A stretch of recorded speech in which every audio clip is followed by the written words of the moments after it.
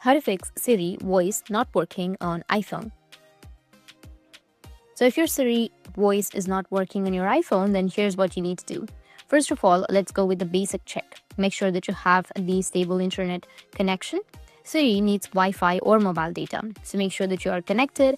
And the other one is, please make sure that your iPhone volume is up. So press the volume up button to ensure the volume is not muted. And also check if you are in silent mode or not. Then all you have to do is open up your settings app on your mobile device and only tap on the Apple Intelligence and Siri. Once you're fine, tap on it. And once in, you can see that you will have an option of Talk to Siri. You need to tap on it. Then once you tap on Talk to Siri, you will have these three options like Siri or Hey Siri, or you will have the second option as Hey Siri, and then you will have Off option.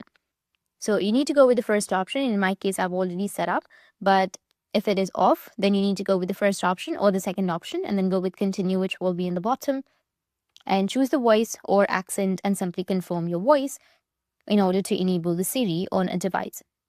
That's it. And if you have any questions, feel free to comment below. Thanks for watching.